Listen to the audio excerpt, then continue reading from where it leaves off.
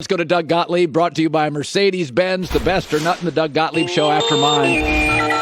You know, it's funny, you and I both, you're a basketball background, but you love football and have great connections in that. And the people I talked to over the weekend went, wow, Jets got a lot of stuff. Is that what your sources said after the move? Yes, the Jets are competently run by Joe Douglas. That's the big takeaway, right? Because there are other positions. Laramie Tunsil last year was 2 first-round picks and Kenny Stills. Obviously, you go back and you look at what the Raiders pulled in for one of the elite pass rushers in the NFL. But to get this for a safety, a box safety, especially a guy who really did the old General Sherman and, burned it to the ground, right, calling out his head coach.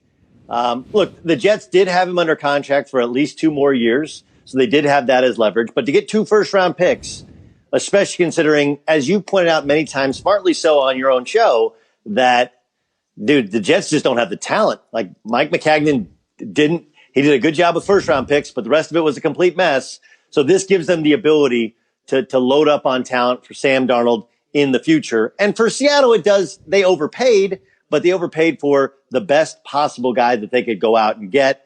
And he fits their scheme. And he's a guy who, now the big question becomes, did they agree to a long-term extension before this deal was done? And that we don't know yet. You know, it's interesting. I was saying this, Doug, I'm older than you, but I remember when I was younger, a shortstop was a shortstop, and they were mostly light hitting. And I go back to the A's in the 70s. Bert Campaneris, I think his name was for the A's. They looked like shortstop. They were thin. They couldn't hit with power, but they had great gloves. They were slender. Oh, that's a shortstop. Dave Concepcion. Then all of a sudden, you get Ripken. He's a shortstop, but he's got power. Then you get A-Rod, and you're like, oh, my God, he's a Hall of Famer shortstop or third base. Athletes are getting bigger, and they're getting stronger, and they're getting more multiple. I do look at Jamal Adams, and I say to myself, man, if I'm Pete Carroll, I'm like, I can line that dude up. Derwin James of the Chargers. I can line him up everywhere, right? Okay, he's not Derwin James, though. Like, this guy's more of a box safety, whereas Derwin James, what you're pointing out is, and there's a parallel between basketball and football, right? Where you have guys in basketball, versatility, positionless basketball, they call it, right? What position is Kevin Durant? Well, he brings it up, and then he can defend the rim, essentially 1 through 5, because you're not really guarding a big 260-pound space eater in the post, right? Like, you have to be able to play multiple positions. And in the NFL, the guys who are the most valuable outside of the quarterback are the ones who either play the most positions, can cover the most positions, or can play inside and out as a wide receiver, tight ends that can block some, and then, of course, are great pass catchers as well. The more versatility you have, that way you line up, they don't know what you're going to do with this guy. So I do think that safeties have become more and more valuable. And I do think that Derwin James is the guy that everybody points to. I don't think that Jamal Adams is as versatile as Derwin James, but as a box safety, he's about as good as they come. And he does have some versatility to him. And that's what makes him more valuable on the open market or on the trade market in this case than he would have been, 10, 15 years ago. So I it's interesting with Lou Williams. We shift to basketball and the Clippers. Lou's a very good player, 6th man of the year. And I can look at it in multiple of ways. But Pete Carroll was talking about it this weekend about the virus. And Pete Carroll said, there's only 2 ways we look at it in Seattle. Are you protecting the team? Are you a team guy? And number 2, I don't want to hear about victimhood. You know the rules. Don't mess around. I don't want to hear that, I don't have that. Pete's like, if we're going to get through this, you got to be a team guy, and I don't want to have excuses. We're all in this hard year together. And I look at Lou Williams, smart veteran player, good player, and I think, okay, there was a funeral.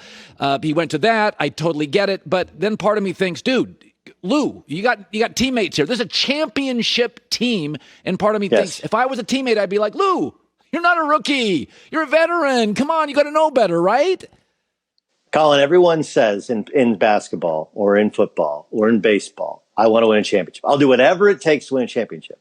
But very few people will actually do whatever it takes to win a championship. And the easiest juxtaposition with Lou Williams is Alex Caruso. Alex Caruso didn't go to his sister's wedding, okay, because he would have had to leave quarantine, then come back and get under quarantine. And Lou Williams goes to a funeral and then stops at Magic City to get some wings on the way back to the airport. Like, We can joke about it. We can have fun about it. I'm learning a lot from Joy about adult establishments and where the best place to get some wangs are. Okay, but you can DoorDash just as easily. Okay, you can. Yeah. I'm sure he's Lou Williams. And look, the reason we found out was because some rapper tweeted out that he was there, that he was hanging out. Whether or not he was making it rain and throwing dollar bills doesn't matter. It's just the idea of selfishness, quite frankly. And this is the reason that Lou Williams, as super immensely talented as he is, has never really been a part of a winner.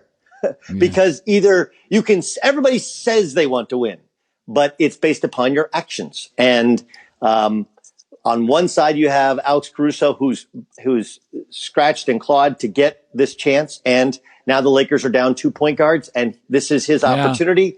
And he's turning down any sort of chance to do anything outside of quarantine. Whereas Lou Williams takes the first flight to Atlanta. Obviously, you got to be with family. No one's going to argue with that. But the Magic City just points to, you can say you want to win, but it's your actions that are more important. And it's a selfish move because it puts not just your whole team at risk, the entire league at risk. By the way, I want to so this weekend, everybody was crushing Rob Manfred, and I said they're going to get baseball. A lot of this stuff is just public negotiating. And I watched this weekend, and I watched a bunch of baseball. And I thought, honestly, the cardboard cutouts behind home plate helped. I mean, we're talking about empty stadiums. I thought Fox did a good job with some ambient noise. And I got to tell you, I thought baseball was interesting this weekend. Now, this morning, here we go. Marlins can't play.